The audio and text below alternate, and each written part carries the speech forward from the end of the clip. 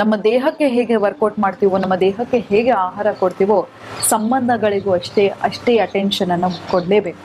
ನಾನು ಎಷ್ಟೋ ಸತಿ ಕೆಲವರು ರಿಲೇಷನ್ಶಿಪ್ಪಲ್ಲಿ ಚೀಟ್ ಮಾಡಿ ನನ್ನ ಹತ್ರ ಬರ್ತಾರೆ, ಅಥವಾ ಯಾಕೆ ಹಾಗೆ ಮಾಡಿದ್ವಿ, ಅಥವಾ ಕಪಲ್ ಕೌನ್ಸಿಲಿಂಗಲ್ಲಿ ಯಾಕೆ ನೀವು ನಿಮ್ಮ ಸ್ಪೌಸ್ ಮೇಲೆ ಇಂಟ್ರೆಸ್ಟನ್ನು ಕಳ್ಕೊಂಡ್ರಿ, ಯಾಕೆ ನಿಮ್ಮ ಹೆಂಡತಿ ಅಥವಾ ಗಂಡನಿಗೆ ಮೋಸ ಮಾಡಿದ್ರಿ ಅಂತ ಕೇಳಿದರೆ ಅವರು ಹೇಳೋದು ಒಂದೇ, ನನಗೆ ಅಟೆನ್ಷನ್ ಕಮ್ಮಿ ಆಗ್ತಾ ಹೋಯ್ತು ಅಂತ.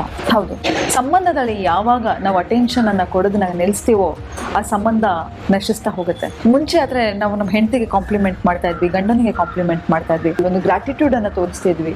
ಅದೇ ಹೋಗ್ತಾ ಹೋಗ್ತಾ ಹೋಗ್ತಾ ಆತ ಏನು ಮಾಡಿದ್ರು ಎಫರ್ಟ್, ಮನೆಗೆ ಸಂಸಾರಕ್ಕೆ ಎಷ್ಟೇ ಕಷ್ಟಪಟ್ಟರು ಅಥವಾ ಮಕ್ಕಳನ್ನ ಚೆನ್ನಾಗಿ ನೋಡಿಕೊಂಡ್ರು, ಏನೇ ಮಾಡಿದ್ರು ಆ ಹೆಣ್ಣು ಅವನನ್ನು ಹೊಗಳೋದನ್ನು ನಿಲ್ಲಿಸಿದಾಗ ಅವನೇನಾಗುತ್ತೆ ಅಂತ ಹೇಳಿದ್ರೆ, ಆ ಡೋಪಮೈನ್ ರಶ್ಗೋಸ್ಕರ ಎಲ್ಲೋ ಒಂದು ಕಡೆ ಯಾರೋ ಒಬ್ರು ಒಂಚೂರು ಅಟೆನ್ಷನನ್ನು ಕೊಟ್ಟರೆ ಆತನ ಮನಸ್ಸು ಬಾಲತ್ತೆ.